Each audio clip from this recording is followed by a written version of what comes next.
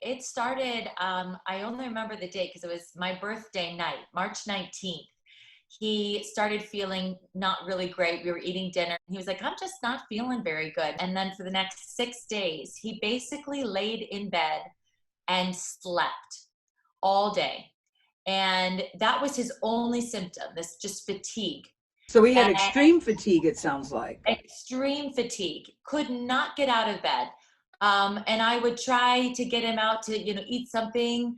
But it was he didn't really have an appetite. And it was just fatigue. And then on the morning of March 26th, I asked him to change our son's diaper. And I heard a loud sound and he had fainted. And I said, okay, that's it. Before? Had he ever fainted before? Oh, no, he had never fainted before. So it really scared him. And I got scared just because, I don't know, fainting always makes me scared. So I said, that's it. I said, let's go to urgent care. So we went to one of them, the one that was open. Were either of you thinking that maybe this is COVID at that time? Well, I mean, not really, to be honest. He didn't have a fever. He didn't have a cough. He still had a sense of smell and a small sense of appetite. And if he coughed, it was very phlegmy. It wasn't dry. And he was coughing up phlegm. So we didn't think that it was COVID. Yet it was weird that he was sick at the time when this was all happening. Mm-hmm. So we took him to the urgent care, and a couple hours later, he came out. He had a chest x-ray. They said it's pneumonia. They don't think it's COVID because I don't have any of the COVID symptoms, so they didn't even give me a COVID test. So that must have given you a small sense of relief, Amanda, to hear, okay, I don't have COVID. Yes. Let's get the medication and let's go home. Go ahead. Yes. Yeah. In fact, we were both saying in the car, this is the only time that you're kind of like, woo, it's pneumonia. Yeah. We went to pick up his medications. He went straight back to bed. And for the next 3 days, he was on these medications. And Gayle, he just kept getting worse. Yeah, back up just a second, Amanda, because what does getting worse mean? So he was having the chills, no fever though, but having chills, and his breathing. It was on and off, not regular, but anytime I would ask him to come to the table or even lying in bed, he would have these spells where his breathing was really heavy and fast, and it's like he couldn't catch his breath.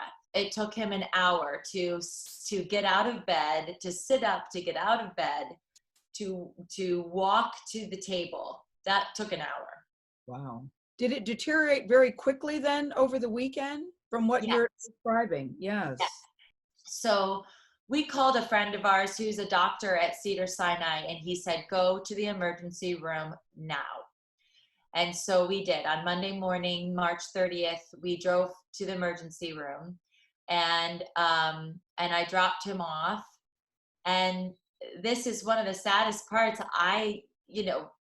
We thought I would see him in 2 hours. I said, I'm going to take Elvis for a walk, and, call me when you want me to come pick you up. We weren't, I don't know, we just weren't thinking. And so I didn't even give him a kiss or a hug because we were also kind of self-isolating from him because, we have this 10-month-old baby. And I got a call from Nick in about an hour, and he said, Amanda, they have admitted me. I'm now in a bed with oxygen. And I said, oh, okay.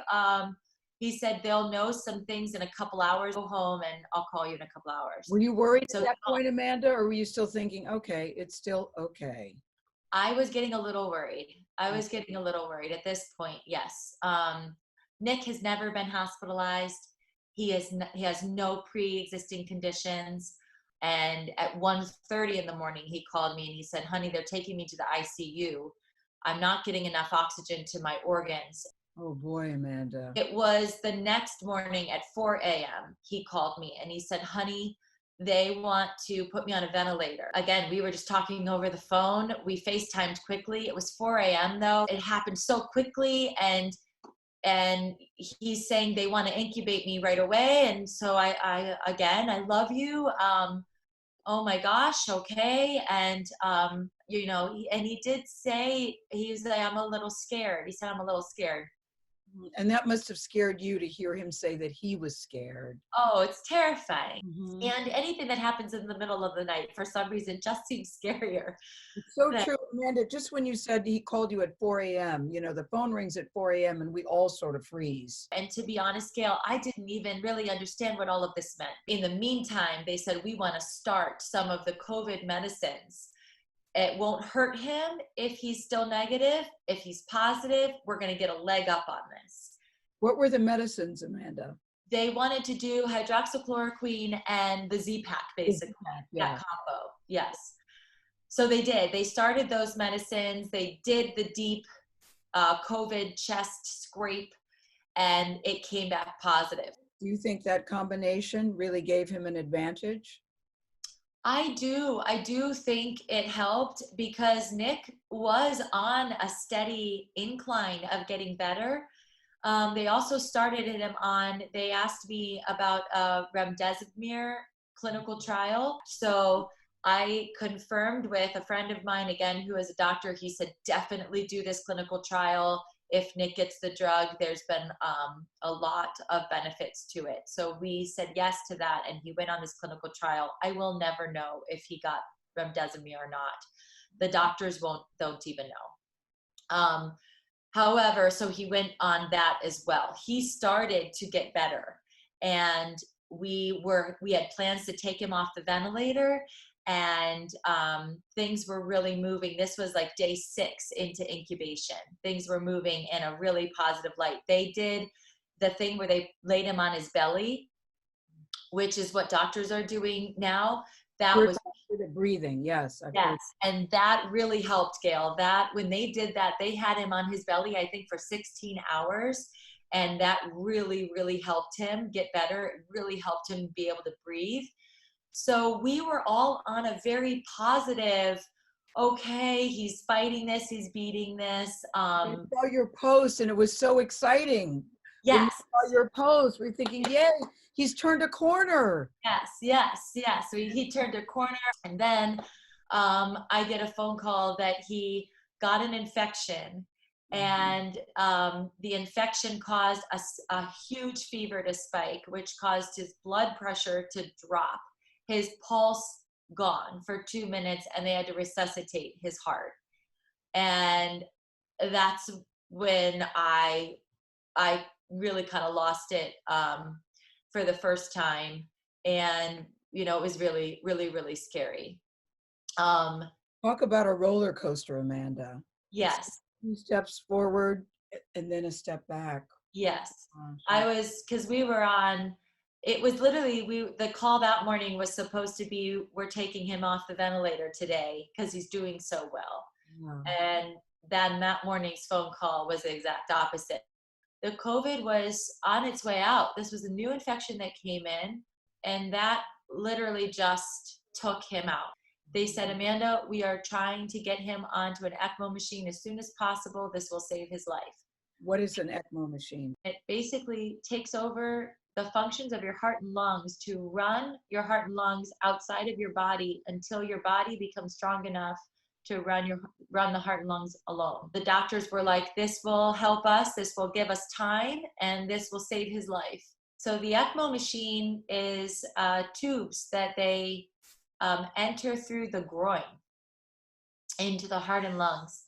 One of these cannula tubes was restricting blood flow to Nick's right leg.